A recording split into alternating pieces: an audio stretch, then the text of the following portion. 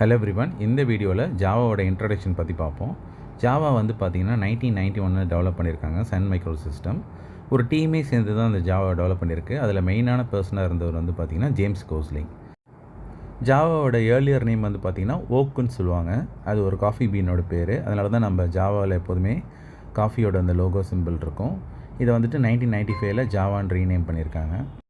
Java வந்து பார்த்திங்கன்னா fully object orient programming லாங்குவேஜ்னு சொல்லுவாங்க. அதாவது என்னென்னா எந்த ஒரு ப்ரோக்ராமே கிளாஸ் அண்ட் ஆப்ஜெக்ட் இல்லாமல் எழுத முடியாது. இப்போ C++ வந்து பார்த்திங்கன்னா பார்ஷியலி ஆப்ஜெக்ட் ஓரியன்ட் ப்ரோக்ராமிங் லாங்குவேஜ்னு சொல்லலாம். இப்போ ஒரு நேமை பிரிண்ட் பண்ணோன்னா அதுக்கு நம்ம கிளாஸ் அண்ட் ஆப்ஜெக்ட் யூஸ் பண்ணி எழுத தேவையில்லை. ஆனால் ஜாவாவில் ஒரு நேமை பிரிண்ட் பண்ணால் கூட எந்த ஒரு ப்ரோக்ராமாக இருந்தாலும் கிளாஸ் அண்ட் ஆப்ஜெக்ட் யூஸ் பண்ணி தான் எழுதி ஆகணும். அதனால தான் இதை ஃபுல்லி ஆப்ஜெக்ட் ஓரியன்ட் ப்ரோக்ராமிங் லாங்குவேஜ்னு சொல்லுவாங்க. இப்போ ஜாவாவோட ஃபீச்சர்ஸ் பற்றி பார்ப்போம். ஜாவா லேர்ன் பண்ணுறதுக்கு முன்னாடி ஊப்ஸ் கான்செப்ட் பற்றி பேசிக் நமக்கு தெரிஞ்சிருந்தால் ஜாவா கற்றுக்கிறதுக்கு ரொம்பவே ஈஸியாக இருக்கும். ஜாவா வந்துட்டு ஹைலி சேஃப் அண்ட் செக்யூர் லாங்குவேஜ்னு சொல்லுவாங்க. அதனால் ப்ரௌசரில் நம்ம எந்த ஒரு பயமும் இல்லாமல் அப்ளிகேஷன் டவுன்லோட் பண்ணி இன்ஸ்டால் பண்ணிக்கலாம். ஜாவா வந்துட்டு பிளாட்ஃபார்ம் இண்டிபெண்டன்ட் ப்ரோக்ராமிங் லாங்குவேஜ்னு சொல்லுவாங்க.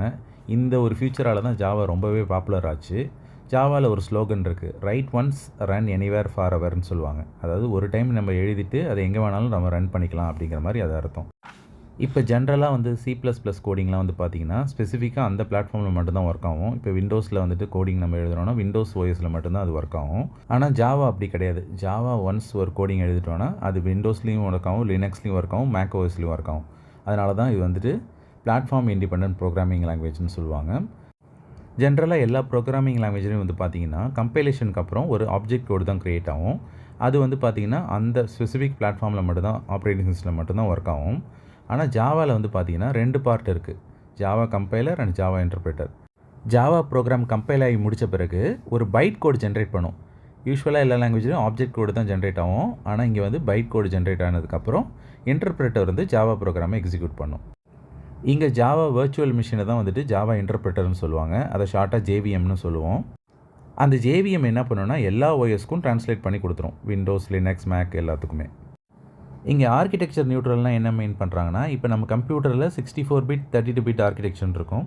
சில ப்ரோக்ராமிங் லாங்குவேஜில் வந்து பார்த்திங்கன்னா அந்த ஆர்கிடெக்சருக்கு ஏற்ற மாதிரி மெமரி சைஸ் வந்துட்டு அலோகேட் ஆகும்.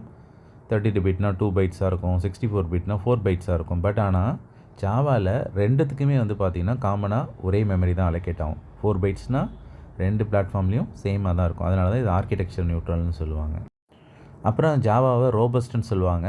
ஏன்னா இதில் ஒரு பவர்ஃபுல்லான ஃபியூச்சர் இருக்குது, கார்பேஜ் கலெக்ஷன் சொல்லுவாங்க. நம்மளோட ஆப்ஜெக்ட் வந்துட்டு கொஞ்ச நேரம் நம்ம யூஸ் பண்ணாமலே இருந்தோம்னா அது ஆட்டோமேட்டிக்காக மெமரி ஸ்பேஸை டீஅலோகேட் பண்ணி விட்ரும். இது ஒரு பவர்ஃபுல்லான future. Next multi threading concept இதில் சப்போர்ட் இருக்குது. மல்டி த்ரெட்டிங்னா என்னென்னா மோர் தென் ஒன் ப்ராசஸ் வந்துட்டு சேம் டைமில் கன்கரண்ட்டாக ஒர்க் ஆகும். அதாவது 2 ப்ரோக்ராம் சேம் டைமில் ரன் ஆகும்னு சொல்கிறேன். இப்போ ஃபார் எக்ஸாம்பிள் வந்துட்டு பார்த்திங்கன்னா 1லேருந்து 10 வரைக்கும் ஒரு நம்பரை பிரிண்ட் ஆகுது ஒரு ப்ரோக்ராம். ஏலேருந்து ஆல்ஃபபெட்ஸில் ஏலேருந்து ஒரு 10 லெட்டர்ஸ் வந்துட்டு வரிசலாக பிரிண்ட் ஆகுது. ஸோ இது 2 ப்ரோக்ராமே சைமல்டேனியஸாக ஒர்க் ஆச்சுன்னா நமக்கு அவுட்புட்டில் எப்படி வரும், ஏன்னு பிரிண்ட் ஆகும், 1ன்னு பிரிண்ட் ஆகும், பின்னு பிரிண்ட் ஆகும், 2ன்னு பிரிண்ட் ஆகும். இந்த மாதிரி சைமல்டேனியஸாக 2 ப்ரோக்ராமே கன்கரண்ட்டாக ஒர்க் ஆகும். இதுதான் மல்டி த்ரெட்டிங் ப்ரோக்ராமிங் சொல்லுவாங்க. இதை ஹை பர்ஃபார்மன்ஸ் லாங்குவேஜ்னு சொல்லுவாங்க. அதர் இன்டர்பிரேட்டர் லாங்குவேஜை கம்பேர் பண்ணும்போது ரொம்பவே ஃபாஸ்ட்டாக கோடிங்கை ரன் பண்ணும். இது ஒரு டைனாமிக் லாங்குவேஜ்னு சொல்லுவாங்க. டைனாமிக்காக மெமரி அலோகேட் பண்ணலாம், கிளாஸை லோட் பண்ணலாம், லைப்ரரிஸை லிங்க் பண்ணலாம், இந்த மாதிரி நிறைய விஷயங்கள் பண்ணலாம். ஊப்ஸ் கான்செப்ட் பற்றி என்னன்னு தெரியாத வரைக்கும் தான் உங்களுக்கு ஜாவா புரியாது. ஊப்ஸ் கான்செப்டோட பேசிக் உங்களுக்கு தெளிவாக புரிஞ்சிருச்சுன்னா அதுக்கப்புறம் ஜாவா போக போக உங்களுக்கு ஈஸியாக பிக்கப் ஆகிடும். இப்போ நெக்ஸ்ட் வீடியோவில் ஊப்ஸ் கான்செப்ட் பற்றி கிளியராக எக்ஸ்பிளைன் பண்ணுறேன்.